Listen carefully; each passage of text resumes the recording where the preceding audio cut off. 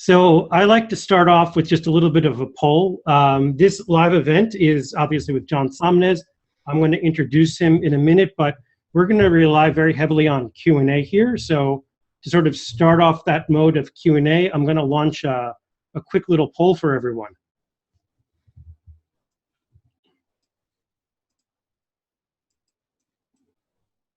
So the question is this your first live event with me? And looks like a lot of people there are saying, yes, it is your first event with me.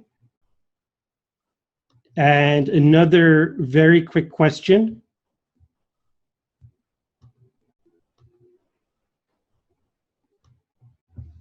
I'm curious how many people here are familiar with John's work?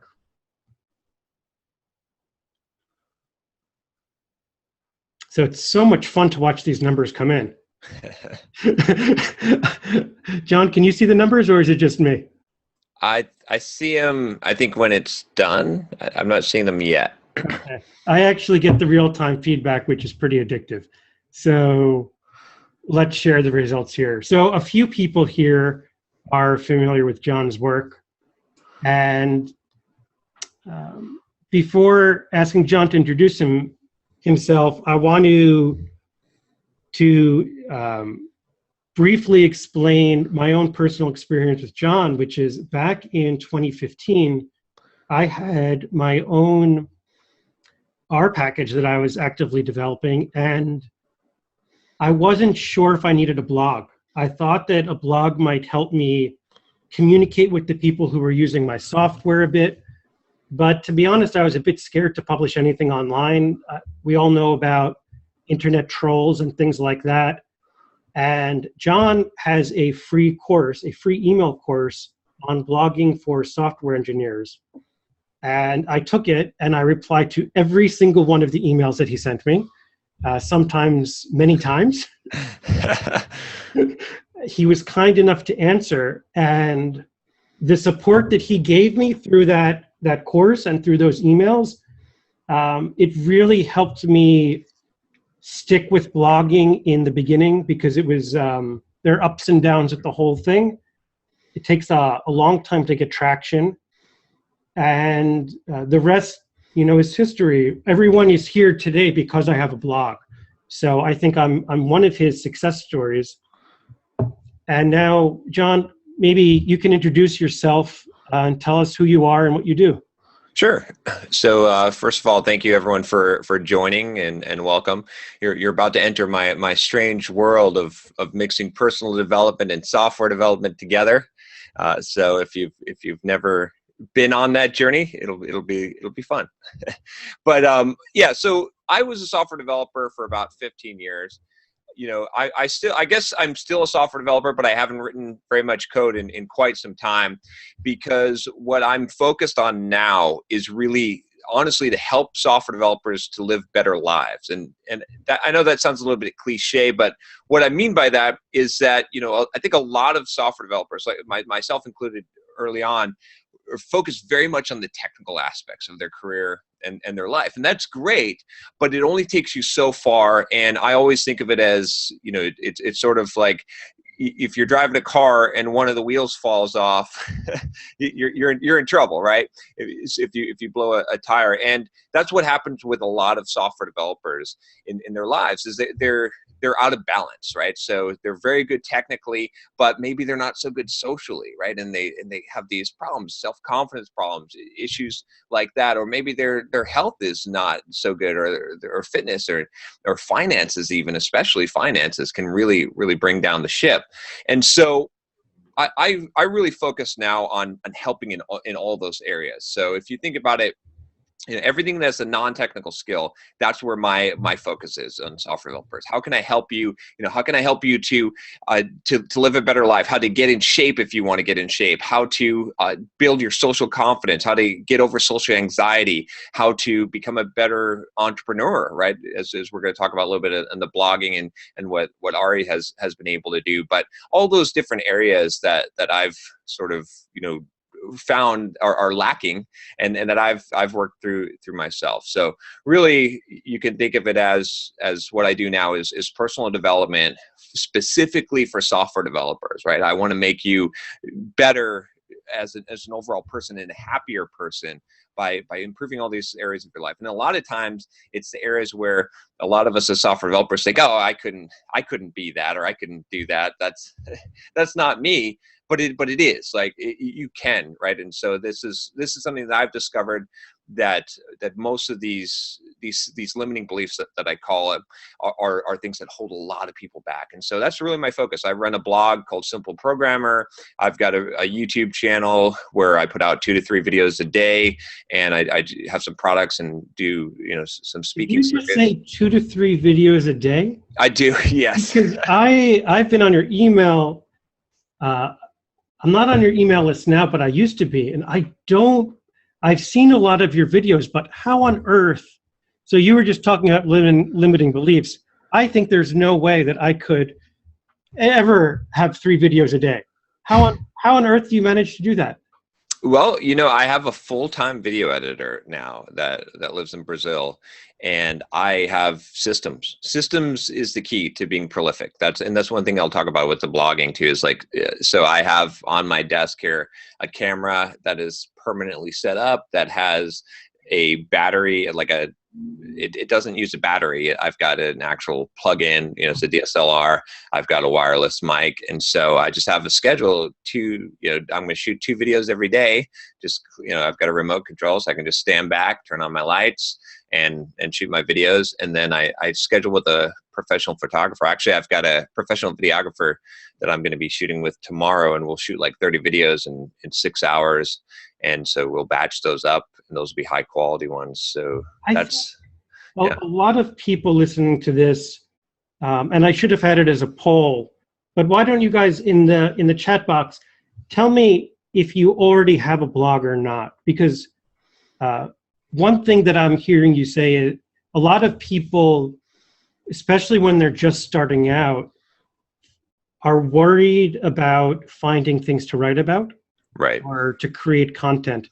And in the chat box, please let us know if you already have a blog or not. So we got 2 people saying no and 1 saying yes, but it's a small blog without a lot of traffic. And do you guys find it difficult? Well, someone's saying they started a JavaScript blog just to you. Awesome. Good. So, yeah. I'm just curious, how many of you have difficulty finding topics to write about?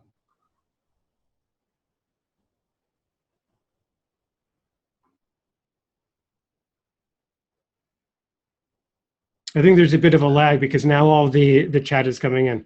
Yeah. But it sounded like you had something to say, and I didn't want to interrupt you.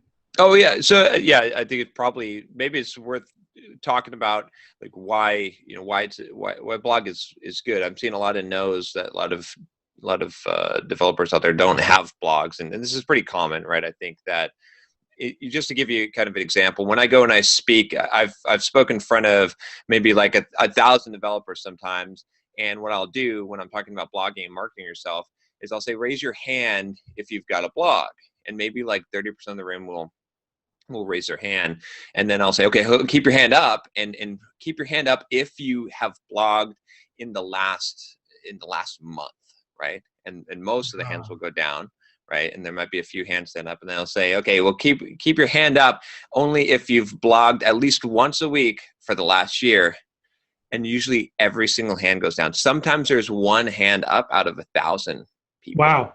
And so, one thing that I say right there, and this is kind of the biggest evidence as to why a blog can be really helpful, is if you are that one person, right, out of 1,000, and remember, this is a group of developers that are going to a conference. So this is already sort of an elite group, right?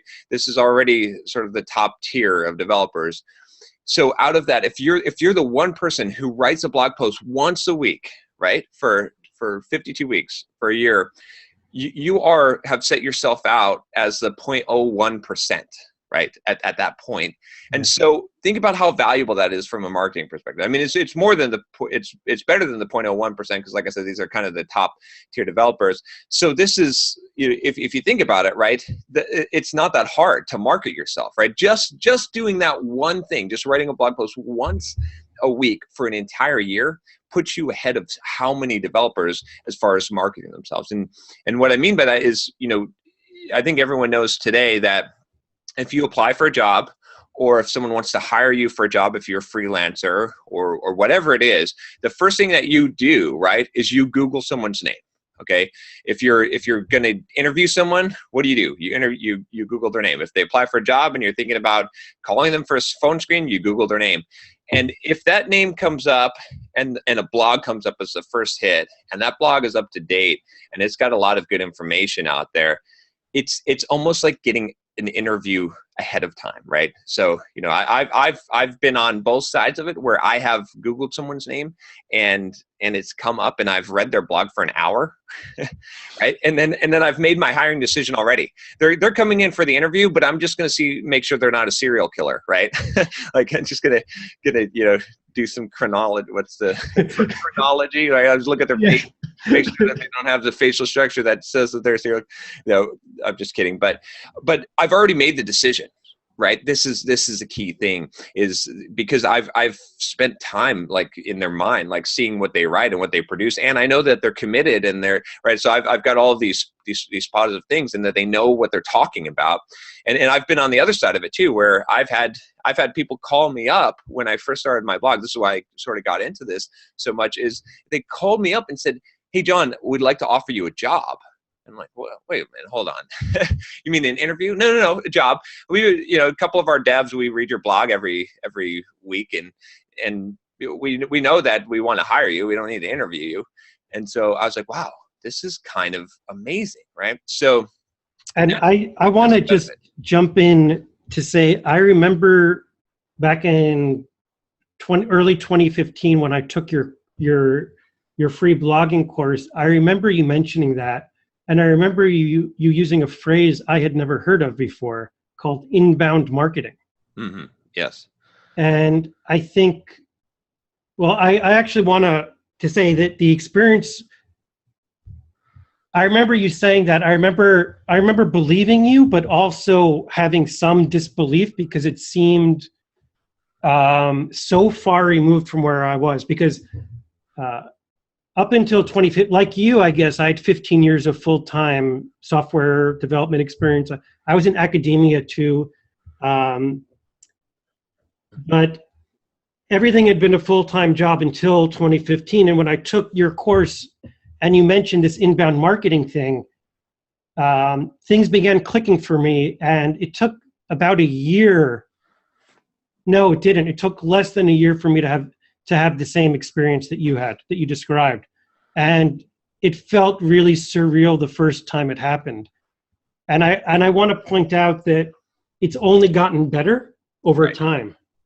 I guess that makes sense. Like the quality of opportunities that have come to me through my blog, the quality has increased a lot. I think people here who are on my list, who've been on my list for a while, will know that I am giving a talk to the CDC's R users group, which has like 800 people, in 2 weeks. I'm writing a talk just for them. And when I left full-time employment to work on my little mapping project in 2015, my coworkers felt that I was kind of wasting my time on this project. Right. And here I am 2 years later, thanks to internet marketing, thanks to inbound marketing, thanks to a blog, I am now sort of talking to, I guess, in my mind, one of the most prestigious users of statistical maps in the world, the CDC, about my work. So I just want to reinforce that what John said isn't a fairy tale. It's not a fairy tale that if you blog regularly, people can call you up for a job. I have not changed at all since 2015. It's really just the marketing concepts that John introduced me to. And here's the thing, it's, this is why, so yeah, I get this a lot. It's like, well, yeah, okay, so fine. If everyone was doing it, it wouldn't work. And if it works so well, why isn't everyone doing it? And, the answer to both of those questions is called commitment, right? And it's first of all, everyone's not doing it, and they can't do it because majority of people will not be committed enough to actually do it, because it's hard. It's hard to write a blog post every week. It's hard to do this stuff. It's hard to, I got my trust the process shirt on. It's hard to trust the process when you're not seeing results. That's the key. Okay. So, and also, if it works, why isn't everyone doing it? Again, it's because it's so hard. And one thing I think that a lot of people don't realize is that the internet, the world, is a very, very big place, right? I mean, it's kind of amazing. The inbound marketing is, there are a lot of people out there that could pay you to do a job, to pay you. I mean, when I started doing my blog, I was billing around $50 an hour. Then I bumped that up to $100 an hour, to $200 to $300 an hour. I charge $1,000 an hour now if you want me on the phone to talk. And I have clients that gladly pay that amount, and I have to turn people down. It's insane. I never thought that would be possible. It blows my mind. Can you please explain? I think a lot of people, I mean, I know the answer to this. I have an answer to this, but I expect a lot of people here will be thinking, this guy just said someone is calling me up. Someone is gladly willing to pay $1,000 an hour to get me on the phone. And, another great influence who I hope to have onto this lecture series I'm now hosting is Brennan Dunn. Mm. And something I learned from Brennan is to think about value. To think about, it's not just that someone is willing to pay you this money. It's $1,000 an hour, John. It's not, I think we are talking about John's concepts. It's valuable to them. It's, your time is worth $1,000 to them. Can you explain why how that developed, that relationship developed, where this person thinks or feels or gets $1,000 of value from you? How does that relate to having a blog? So it's a combination of things, right? This is where it's kind of critical and that's where this inbound marketing is. And this applies. This is kind of a very broad concept that's going to apply to a lot of different areas, right? And I use this. So what I talk about a lot is the skill level, right? Or, you could say technical skill, and then marketing. I've got, it's hard to see on my wall, but I've got this poster that's got charlatan, martyr, hustler, and it's got like a scale from work to talk, right? And it's kind of interesting because what this represents, and this is like just a kind of a very fundamental principle, is that you've got skill, whether it be technical skill or whatever skill level it is, and you've got sort of the promotion, branding, marketing of that. And marketing is sort of like a multiplier to that. So what ends up happening is you've got to be good, right? First of all, in order to, otherwise you're just a charlatan, right? You're just selling snake oil, okay? So you've got to build up a skill level. But the biggest factor that's going to influence how much money you make, what your results are, is going to be that multiplier, which is how you market and brand yourself. That's where the blogging comes in. That's where we're doing YouTube or whatever it is, that marketing. And the reason why that works is because the bigger the reach is, the more likely you're going to find someone that will pay you more money, right? So, for example, if I gave you the ability to get 2,000 job offers from companies, right? You would see a bell curve in what the offers were, right? If you had that ability. I mean, no one's going to get 2,000 job offers, but just imagine this, right? And at the bottom of on the one side of the bell curve, there'd be people offering you $60,000 a year, right? And that'd be, but it's somewhere at the very tip of that, on the other side of the bell curve, right? To talk about statistics, there'd be someone that would be willing to pay you $300,000 a year. There would be, right? If you've, as long as you've got the skill, if you've got that much, right? So the bigger that audience you get in front of, the more opportunities, right? If I had 1,000 people visiting my blog per month, no one would, the odds of me finding someone that would pay me $1,000 an hour, tiny, okay? But if I have And I do about 600,000 developers that either watch my videos or read my blog posts per month. The odds of finding a couple of people that will pay that, or there's someone that will pay me $10,000 an hour. There is someone out there, right? You see what I'm saying? Like, and it's not just me, it's anyone. It's just how much exposure that you get you still have to have the skills to back that up. So that's where that's kind of just looking at it from a statistic viewpoint. Now the value side of it is the same, that I pay I pay people the same amount. I've paid people $1,000 an hour to get their advice, right?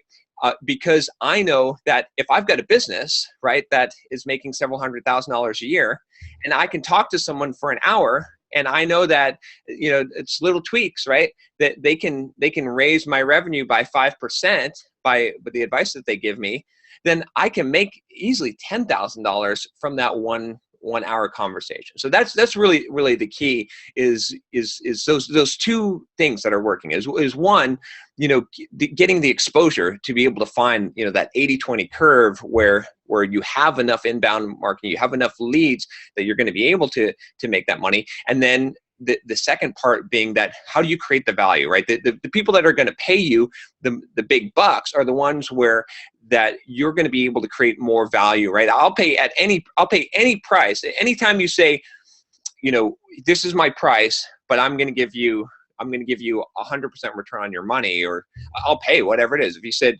$50,000 an hour, but I know I'm going to get $100,000 worth of value, I'd gladly pay that. And I've had someone fly down and help me with some marketing stuff, and I've paid them $5,000 for them to come out for a day. But you know what? I made $20,000 from that, so it was worth it. So that's the key, and that's the mindset that you got to think, especially if you're doing consulting. Is okay, what is the value that I'm going to be able to provide someone? If you've got a company that makes $10 million a year revenue, and you're building a product or a piece of software for them that's going to save them, $500,000 a year, they'll pay you a lot of money for that if you can prove that. So. What advice do you have for people who are considering, who don't yet have a blog but want to get started? So the biggest thing is, first of all, you got to make a commitment, right? And you have to understand that it's going to take some time to get traction. I think of it as like, so the reason I'm saying that is because you have to have the right mindset, prepare ahead of time, right? If you go and you run a marathon, at the starting line of the marathon, there's a ton of people there, okay? And what's going to happen is that if you get to mile 20 and you look around, there's not very many people, okay? And that's where you've got to get to mile 20, right? You've got to be able to complete this, and so then you're going to start to see the value. So everyone starts a blog, okay? Most developers have started a blog at some point. Majority of them are not blogging after a year. Right? After 2 years, how many bloggers are out there after 3 years? I don't know any software developers that have a blog that they've regularly maintained for 5 years that aren't making six figures and doing well, right? Like you would have to be, there's maybe someone out there. Sticking with it is the biggest key to success? Yes, sticking with it is the biggest key to success, as long as you're actually consistently producing content. So I always say it's commitment, okay? It's persistence, and it's consistency. Those are the most important factors in success, really, in life. If you stick with something, and there's a lot of reasons why. One of them is just because that's how it works, right? So, like I said, with the marathon, there's a lot of people at the starting line, but there's not a lot of people at the finish. And so you have a lot of competition when you start a blog, okay? But if you're the group of bloggers that's been blogging for 3 years, you don't have much competition out there. There's not a lot of people that, so you get more of the rewards, right? Because there's less competition. You got to go where there's no competition. You hike up high in the mountain, the harder the path is, the better it is, because less people will follow you there. And that's where you get less competition, higher barrier to entry, right? These are the things. And then the other piece of this is that by being consistent and persistent, by continually producing content, you're going to get better. you're going to get a lot better, especially the more prolific that you are, right? It just naturally happens. Your brain is such a complicated piece of machinery that it adapts. And so if you're constantly I mean, when I first started writing, I sucked. When I first started doing video, I sucked. Some people still say that I suck. I don't care, you know. But the thing is, like, I got a lot better. I mean, I published a book, right? I got D's in like in English. You know, I was in all the AP courses except for English, and they said, yeah, you just can't write, and you just don't have a very good command of the English language. So, well, you wrote a book. You wrote a book, and it's sold quite well, I think. Yeah, it's translated into like 7 languages. So, oh my gosh. But that's it's nothing special about me. It's about, except that I'm a bulldog, and I will doggedly pursue things, and I will be consistent and committed and persistent, because I know that that's what's important. So I would say, starting out, first of all, get that mindset in place. Do not think that this is going to happen in 6 months. Be prepared for the long haul. Say, okay, I'm going to commit to this, and I'm going to do this for a minimum of a year, but really 2 years before I start to see results. And I'm not going to worry about the results. I'm going to trust the process until I get there. Can you repeat that? Because I think that was actually a really significant point. Sure. So yeah. So when you start out, the mindset that you have to have is, this is going to take 2 years, and I'm going to write a blog post every week for 2 years, and I'm not going to focus on the results. The results will come. I'm going to trust the process, and those results will come if I do it, if I show up every day, because most people won't do that. So that's the number one, to have that mindset. And then the number 2 thing that I would say here is that, which is really important, is that you have to pick a niche, a specialty, right? You want to set yourself apart, and you want to have a very small market. So you always want to be the big fish in the small pond, right? You don't want to be the small fish in the big pond. So what I mean is, a lot of developers create a blog about software development. Okay, that's great. In 10 years, you'll get traction on that blog if you keep writing for 10 years. Because you've got such a big market, it's so hard. But I'll tell you what, you know, if you niche down, right? So let's say that you said, man, I really love, and I know a lot about the Android list view control. Just this one control, I know how to customize it. I can say how to use it. I can make these tutorials, right? And you make a whole blog just about that specific thing. Or, you know, another example I use is C++ pointer dude. Like, if you're like, okay, all the stuff that people don't know about pointers, I'm going to write a blog just totally talking about pointers and how to deal with memory and all this stuff, the kind of hard stuff that C++ beginners have a lot of struggle with, everything about pointers. Or, you know, or Ari's, you know, on R, on data science, and like, you know, you specifically niche down as much as possible. I did even more than R. I did R, the intersection of R, mapping, and open data. Exactly. Which seems way too small to ever be of interest to anyone, but the upside is that someone like the CDC, for example, has that exact need. So then I become, like you said, the big fish in the small pond. Yes, exactly. And that's the key, because see, and that's why you're going to be able to talk in front of the CDC is because, like, you're the guy, right? It's like you know, and you can always expand out from there, but that's the thing, is like, once you're known it's so much easier to be known specifically as that niche. You can go and you can speak at conferences, you can write a book, you can get on podcasts, right? Because you're the expert. You can be the expert in that area. Whereas if you're just like, I'm just a real good software developer, well, there's a few of those out there. Like, I think Bob Martin, you know, comes to mind.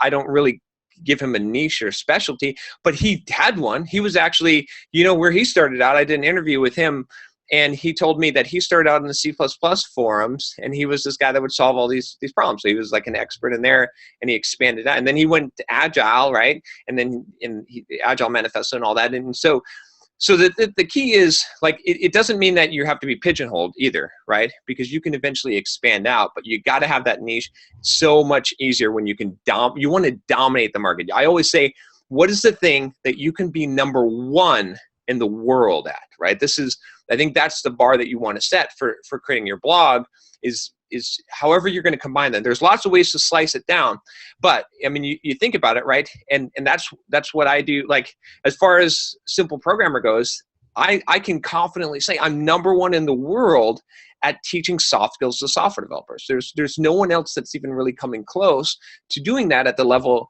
that I'm doing it. So that's a good niche for me because I can own that space, I dominate that space.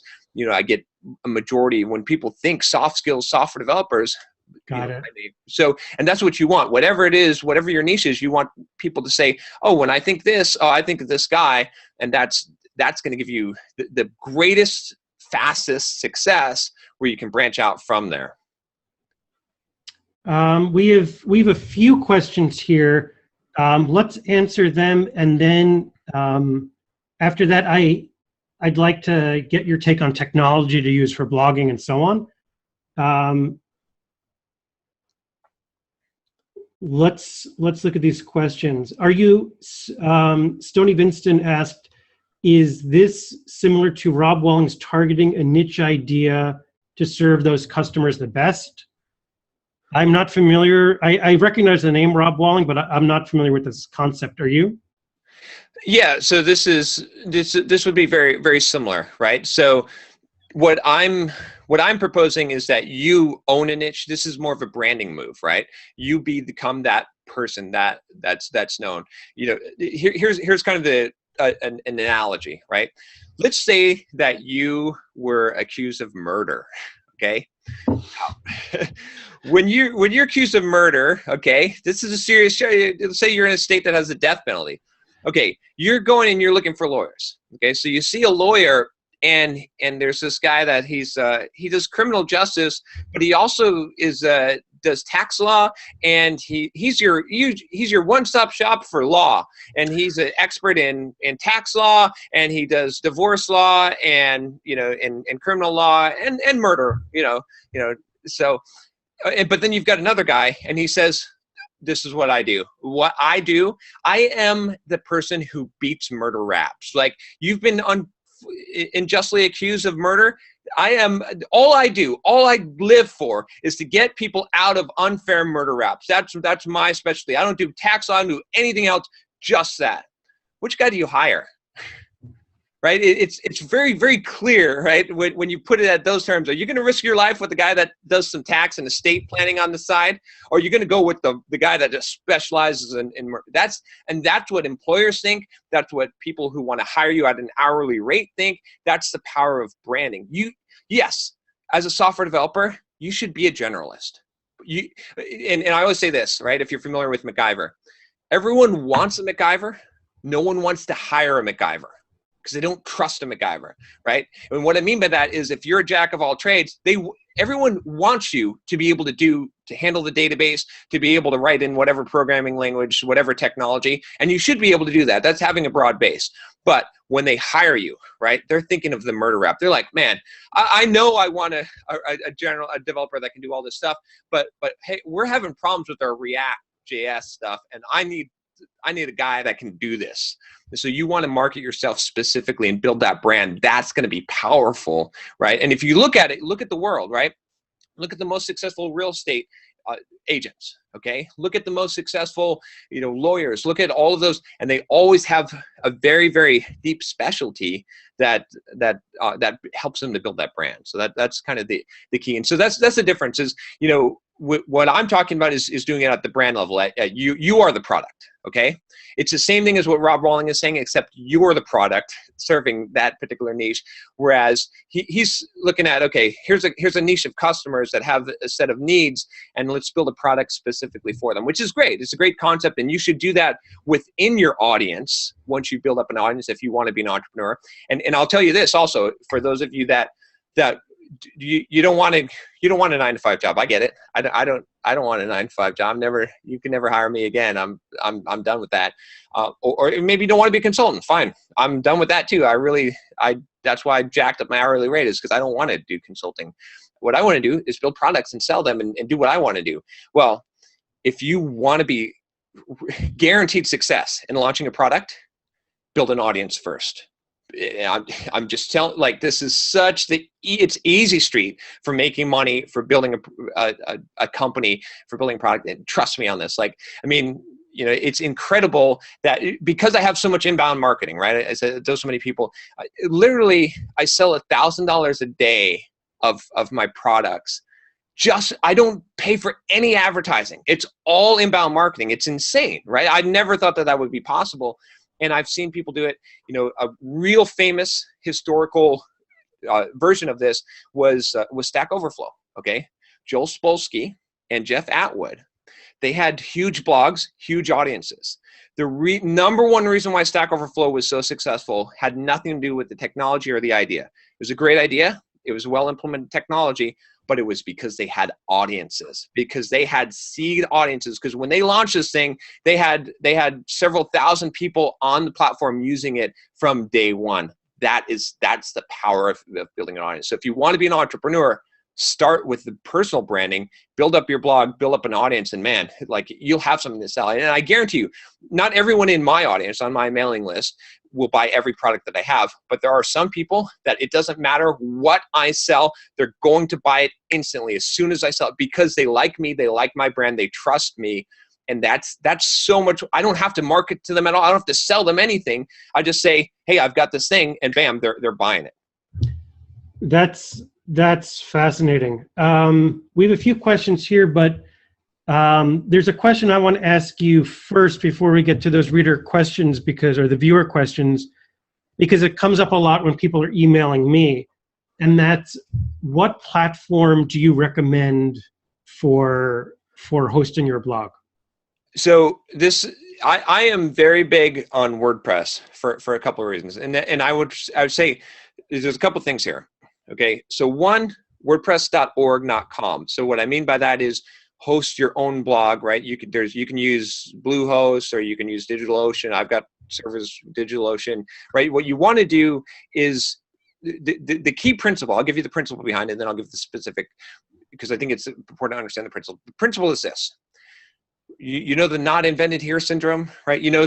This is not your specialty, right? You want to focus, as is your blogging career, right? As a blogger, what you want to do is you want to focus on getting blog posts out and getting an email list and doing your marketing. You do not want to, like, that's the technology. Even though you're a software developer, that is not the primary thing. In your regular job doing software development, yes, writing code is what you do. But when you're blogging, it's getting the content out there. So what you want to do is you want to remove as many obstacles, as many choices, as much and thinking about this and delay as possible, and you want to make it as easy as possible. Now, that's why I recommend WordPress, right? I'm not WordPress. Matt Willig doesn't pay me to promote WordPress, right? Atomic or whatever the company, but it's so ubiquitous, right? Like, it's so easy to get a WordPress install up, and you can run it on anything, and it's got 100,000 plugins. I don't even know how many plugins and themes and all that. So you can get this stuff up and running, and anything you want to do, from accepting payments to having an e-commerce store and all that, you can do so easily in WordPress, and you don't have to fiddle with the technology. Plus, you can hire someone there's so many WordPress developers, so you can have anything you need written, and you don't have to fiddle with the technology. So that's why I recommend that, is because it's so simple. Now, yeah, I know there's Ghost and there's GitHub and stuff like that, but here's the thing, and I'll tell you this. A lot of people that are doing the GitHub blogs, the static blogs, that's cool. I like that. It's a really cool concept, but here's the thing. At some point, hopefully on day one of your blog, you're going to want to collect email addresses. And you might not think that you want to, but trust me, you do. Okay? Because that's going to be critical, right? And you're not going to be able to do that very easily if your blog is hosted on GitHub. Okay? You need to have control over that stuff. Maybe you want to put ads on your blog at some point. I didn't think I was going to want to do some of this stuff, but I didn't think my blog was going to become a business that does $30,000 a year in revenue. I mean, a month in revenue. Sorry, not a year, a month. But that's what it is at this point. So I made some short-sighted decisions early on. I want to save you from making those decisions. Don't spend a whole bunch of money, right? But make sure that you're using a platform that is going to expand with you, that is going to be easy to configure, that you're not going to worry about the technical stuff. Yes, I know you can write your own your own blog software, but don't do it because it'll take you 6 months to do it, and it's going to make it so less likely that you're going to create a blog. And if you go through this list, or if you make this spreadsheet, like we tend to do, and analyze all the blogging software and the pros and cons and stuff, it's like taking the wind out of your sails, right? Right now you're fired up. You're going to blog, fine. Start a WordPress blog today, right? And you can change the technology later if you just really don't like it, but take action today rather than thinking. Analysis paralysis is horrible. A lot of people lose their momentum and they lose their motivation because they're trying to make decisions, whereas it's simple. Just pick something and go with it. Even if you're not going to take my advice and take WordPress, then fine, get Ghost or whatever you're going to do and just start blogging, right? Because that's going to get that out of your way. You mentioned something really interesting that I want to come back to. You mentioned that on day one, you think people should try and capture email addresses. And that's something I've recommended to my audience too. It's worked really well for me, but sometimes I feel like it's a tough sell to people. So can you please explain to people why you recommend that they start capturing email addresses on day one? Sure. So this is one of those things where you could never have started earlier, right? I wish I would have started capturing email addresses on day one, because when I look at, again, not everyone wants to make their blog into a business, but you don't know if you're going to. And if you do, the number one way that you're going to sell things is through email. That is the number one best sales channel that there possibly is. Trust me on this one. Trust me. I mean, like I said, I'm doing $1,000 a day of revenue on my digital products. 99% of that is coming from emails that I'm sending out. That's how like, people do not go to the sales page and buy. They just don't. I mean, maybe a very small portion, and definitely no one buys off of Twitter. They just send nasty, snarky comments, right? That doesn't happen. But someone signs up for my email list, they get some good content from me. And here's the reason why. This is why it's so critical, okay? Is because selling something to someone, especially when you're using your blog and your personal branding, is like a relationship, right? Okay, if some of you, like, on this webinar, some of you are like, that John guy, he's such a freaking sleazebag. Hate that guy. Good, get out of here. Fine. But what I'm saying is, like, you might still like Ari. That's fine. You don't have to like me. Don't come to my blog. It's fine. But some of you are gonna be like, man, this John guy, he's like resonating. Like, I was pumped up. I want to lift some weights after this and start a blog. And that's great. Okay. And so if you only come to my blog and you read one blog post, you're not going to get enough of a feel, right? In order to say, I like this guy or hate this guy, right? I don't care, like me or hate me, whatever.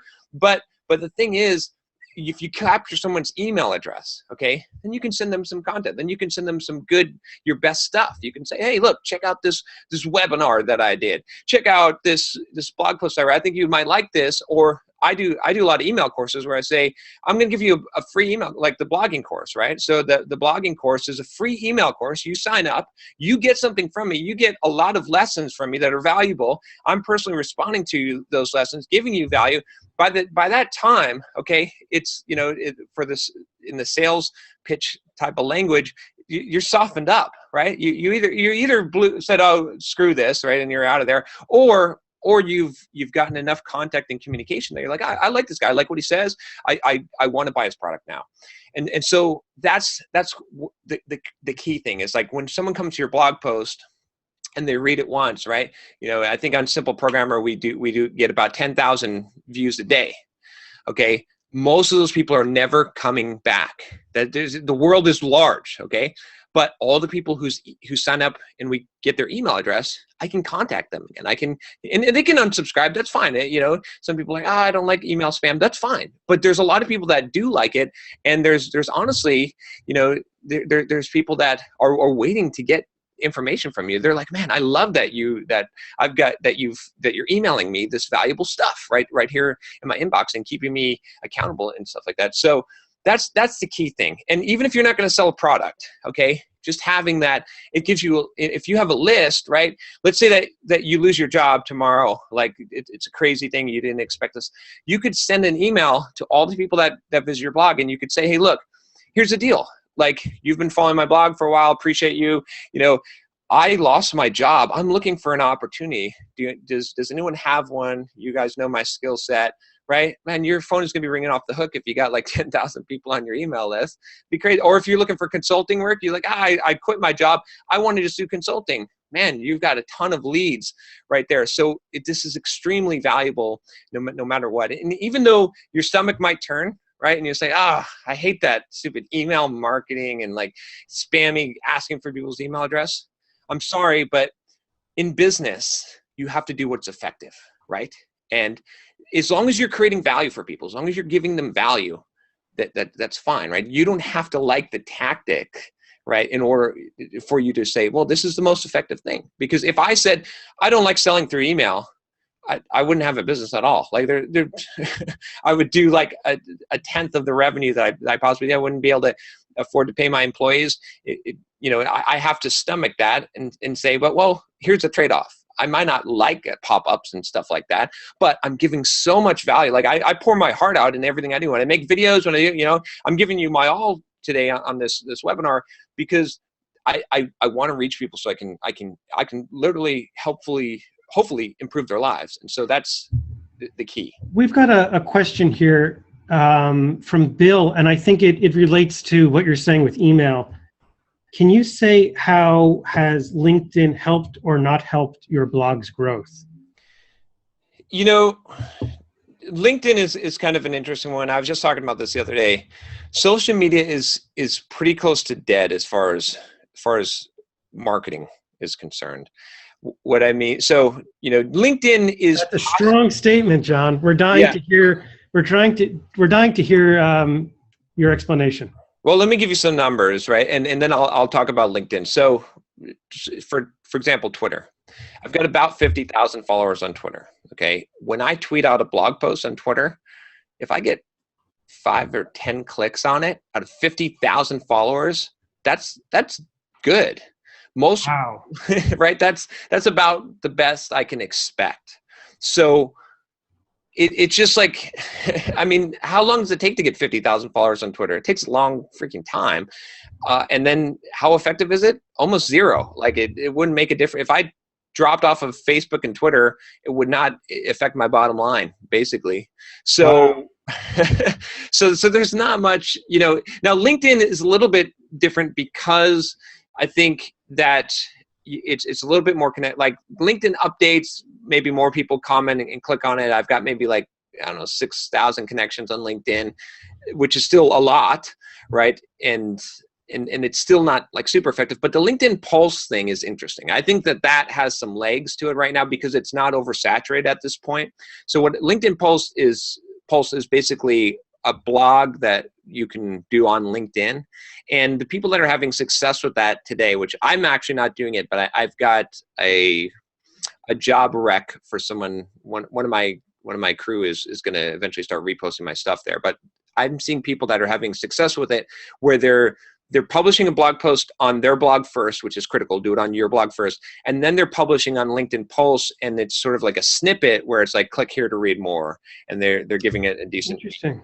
So there's this other question, and I know we've got only about 10 more minutes left. So I want to the extent possible, get through all the questions because, that's the best. Like you said, the Q&A really is the thing. This anonymous viewer just asked, what's the right way to market your blog? So this is a tough one. It depends on where you're at, okay? Because one of the pieces of advice that I give in my email course and the blogging course is I say, okay, comment on other people's blogs, right? And a lot of people say, oh, that doesn't work. That doesn't scale. Well, it all depends on where you're at, right? So in order to move the needle, what moves the needle where you're at? If you just started your blog and you're getting like just your mom and your sister reading your blog every day, so you're only getting 2 page views. Well, if you go out and you comment on 10 other people's blogs that are sort of in your niche or area, and that gets you 10 people that click through that link or even just the blog authors who they want to see who the heck you are, and they in providing valuable comments, right? Not spam comments. Oh, go check out my blog. Valuable comments. It's time intensive. But if that gets you 10 more clicks, what is that? You're going from 2 to 10. That's over 500% growth. That's pretty damn effective at that level, right? Great numbers. Now, when you've got 1,000 people visiting your blog every day, it doesn't make sense to go out and comment on blogs and try to get 10 extra page views. It's not going to make a difference. So it depends on where you are. But here's the thing. Good marketing is creating value for people, free value for people. I always say I give away 90% of what I do for free and I charge for 10% of it, okay? But that 90%, I'm giving just the high. Sometimes the 90% I give away, sometimes I think maybe that's higher quality than the 10% I charge for, to be honest, because I'm putting out free YouTube videos, putting out blog content. I'm putting a lot of value into that stuff. So the best way to market your blog is to actually create valuable stuff, right? That's, again, social media is not super effective. Sure, tweet your blog post. You should do that. That's easy. You can automate that kind of stuff. But the biggest thing that's going to help you to market your blog is going to be having a wide surface area of good content. And that's the thing. It's like, being prolific is probably going to help you more than anything else. The reason why I do 2 to 3 YouTube videos a day and my YouTube growth looks like this is because there's so much surface area. People, you're gonna find me if you search for software development on YouTube. Like, you're gonna run into me, or you're gonna run into someone's video recommendation on the side, because I've got, I think at this point 1,200 videos out there. Wow. Okay, and so and on my blog post, I've got like 600 blog posts. So the chance of people finding you, right? And then when you get their email address, okay, and then you can tell them when you get new blog posts, it sort of accumulates, but it takes time. So if you really want the best strategy for marketing your blog, it's really going to be create a lot of good content, be as prolific as you can afford to be, okay, and be consistent over time, right? In 2-3 years, you're going to have traction if you can keep on going, right? What do you think? We've talked about that 2 to 3 year time frame, and I just wanted everyone to know I agree completely with what John said. The beginning, things do grow, and the beginning is the hardest part. Why do you think some people get traction with their blogs and some people don't? Other than tenacity, what are those success stories? Why do some people sort of survival analysis is the technical term, I think. Why do some people make it to that point and some people don't? There's, it's hard to say. You can't necessarily predict these things. Some people will they'll be at the right place at the right time. So, I always hate when people say, "Oh, luck, survivorship bias." Okay, yes, luck is involved in success, but you know what? If I'm here and I'm there and I'm there, and every time that I'm up to bat all the time, eventually I'm going to get lucky, right? So you got to position yourself to get lucky. The more blog posts you write, the more chances that one of them is going to go viral on Hacker News, and suddenly you're going to, or that. I mean, I had the editor of Wired magazine blogged on his blog one of my blog posts that he read. It was a random thing, but that helped me a whole lot, right? That's like, it gave me, there's these random lucky events that happened. My Pluralsight stuff was like, I was in the right place at the right time. So a lot of times you'll see some people, and I've had people that have out-successed me after my blogging course. Like, I'm like, you're crazy. After 3 months, they were getting as many page views as I was. Right after my 7 years of blogging. And it was just because they were in the right niche at the right time. They were riding a wave, right? And it's great if that happens. So that can happen, but you can't count on that, right? I always say this is one strategy that always works. If you outwork someone, you will win. You will eventually win, right? You will eventually succeed. When I set out on my Pluralsight to do my Pluralsight courses, I said, you know what? How can I be the highest paid author at Pluralsight? How can I be the best author at Pluralsight? Well, you know what? I'm going to produce more courses than anyone has ever seen. Like I'm going to produce more than anyone, and that will guarantee me that I will be up there. And I did, right? And that's the key. That's what I started doing with YouTube. So the thing is, like, some people are going to hit home runs on their first up at bat, but you can't compare yourself to that. You got to be. That's why I said the mindset is so important. You got to be in it for the long haul. If you get lucky and you're in the right place at the right time, on your first swing of the bat, and your blog skyrockets, great. It can happen. It's not as likely to happen, but don't count on that. Instead, and you can't really even predict that. I mean, essentially you can do two strategies that I have seen people be successful at. One of them is that they are extremely prolific, okay? And they produce a lot of content, and they're not worried about producing crap at first because they know they're going to get better. And the other one is there's people that are super meticulous, and they only produce the highest quality stuff. You know, think of what's that NPR program, This American Life, right? That level, right? Versus if you're familiar with Entrepreneur on Fire, okay? Entrepreneur on Fire, extremely prolific. It's not always, I love I love John and I love the podcast, if you listen to the podcast, but his success method is being prolific as hell. And he's gotten better at interviewing, and he's gotten better content, and he gets better guests and stuff because he produces an episode every single day. Whereas This American Life, they're so meticulous. They're like, you know, and they hit a home run in a totally different way. So you pick one of those. I'm always going to say the prolific one always is guaranteed to win, whereas there's a lot of sad people that produce great stuff that never get heard of on the other side. They're just swinging for the fences. But pick one of those, or mix a strategy. Nicholas Taleb in Anti-Fragile calls it the barbell strategy. You do a few home runs and you do a lot of base hits, but don't go in the middle. Don't produce mediocre content at a crap rate. That's the one thing I would say don't do. So, you know. That's really funny. Well, I feel like we're at time. Do you have time for one more question? Sure, one more question. And this is a pretty technical one, but I like this question because it relates to email service providers. Someone is thinking about finally collecting email addresses, and they wanted you to compare and contrast ConvertKit and Drip. Okay, so I personally have not used ConvertKit. I'm friends with Nathan Barry and with Rob Walling, and so Nathan Barry's the guy in charge of who's created ConvertKit. Rob Walling has Drip. He's recently sold it to Lead Pages, and he's working under them, but still running the company. The biggest thing that I like about Drip, I still use Drip. I pay them like $700 a month because my email list is big, but I gladly do it.